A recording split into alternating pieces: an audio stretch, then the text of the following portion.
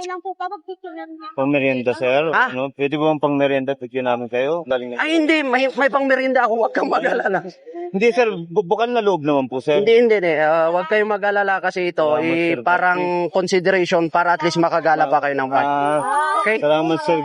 Sige po, ingat na lang tayo. Salamat po, sir. Sige po. Thank you po. Thank you, sir. Thank you, sir. Salamat din. Have a good day. Have a good day po. Salamat, sir. Papakatin lang po. Sige pa, sige. Thank you, sir. Thank you. Hello, sir. Good afternoon. Pasensya na sa abala. Check ko lang yung ORCR natin. Okay, sir.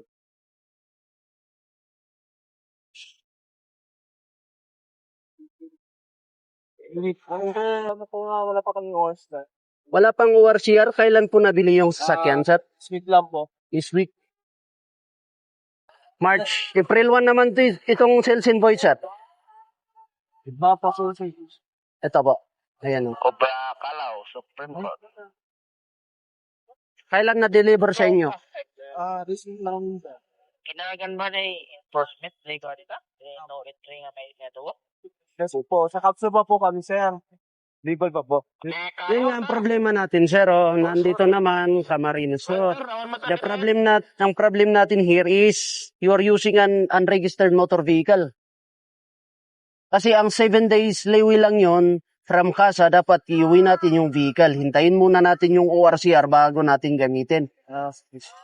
Problema, nakarating na kayo ng Baguio from Camarines Sur. Layo. Bagong OFW po, sir, kami. So, parang namin. Hindi nyo alam yung 7 days na yun? Nasa ano po kami, OFW, sir, eh.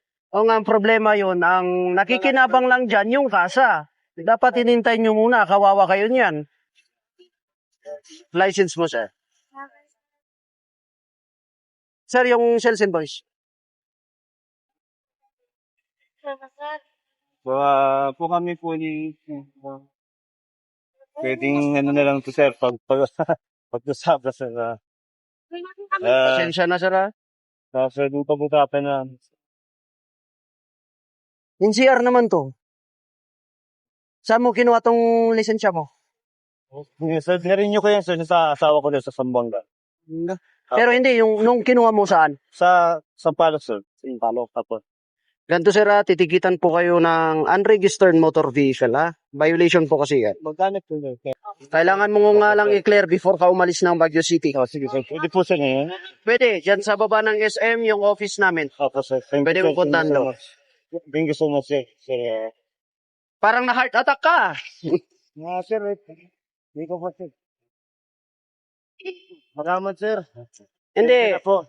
Kaya ko po kayo tinitikit. Okay lang po, pag-picture lang naman. Pang-merienda, sir. Ha? Ano? Pwede ba bang pang-merienda? Picture namin kayo. Galing na. Ay, hindi. May pang-merienda ako. Huwag kang mag-alala. Hindi, sir. Bukan na loob naman po, sir. Hindi. Huwag kayong mag-alala kasi ito, Salamat, sir. parang consideration para at least makagala pa kayo ng bike. Okay? Salamat, sir. Sige po, ingat na lang tayo. Salamat po, sir. Sige po. Thank you po. Thank you, sir. Thank you, sir. Salamat din. Have a good day. Have a good day po. Salamat, sir. Papakatin lang po. Sige pa, sige. Thank you, sir. Thank you. Meron palang ano dito, sir, no? Meron po. First time mo kasi, sir. Pasensya na, ha? Pasensya na rin, sir. Ha? Sige lang, sir. Trabaho niyo din yan, sir. Okay. Dito lang yan, Trabaho niyo din. Okay lang. Salamat, sir. Oo, naiintindihan naman namin. Don't worry, sir. Ibabalik ko yung license mo para at least kung hindi na kayo mahirapan. Pag nakabayad kayo ng violation, huwag nyo na akong hanap-hanapin. Thank you, sir, ha? Sige po. So, ilang araw po tayo rito? Hanggang bukas, sir. Bukas. Okay. Coding pa din ba bukas? Hindi, sir. Ang coding time lang natin once in a week. Bagaya ng ending 7 and 8, Thursday lang po sila. Sa timingan, no? Dapat nag-delay ka konti, sir, kasi 7 to 7 yung oras. Okay. Pero kasi kami, sir. Okay. Pero ito, sir, bibigyan ko po kayo ng calling card from the BCPO Okay, sir. para at least at any rate yun, an emergency or kailangan ng tulong. Nandyan po, kahit any rate, kahit saan po dyan, pwede nyo tawagan. Thank you, sir. Tapos ito yung ticket, pasensya na sa abala, congratulations. No problem, sir. Sir, saan to? Any police station? Hindi, sir, baba lang ng SM. Baba na. May police station po tayo. So, doon ko to babayaran, no? Yes, sir. Sir, thank you. Maraming salamat din. Pasensya na din, sir. Okay, salamat po. Okay. Have a good day. Thank you. Good afternoon, madam. Pasensya na sa abala. Number coding po kasi ng sasakyan niyo po. Kasi sa manner ng dahil niroute kami ng waste namin. Supposed to be dapat, ma'am, gagamitin nyo is military cut-off. Pag dumaan po kayo rito, mauli po tayo, ma'am. Okay? So, pwede ba akong umikot pa? Hindi ko kasi nag-reroute kasi siya eh. Pasensya na, madam. Nandito na po tayo, kaya mauli na po tayo. Okay? Pasensya na. Paano gagawin ko niyan, kuya? I will issue you a citation ticket. Kailangan yung i-clear yung violation sa police station baba ng SM. Today?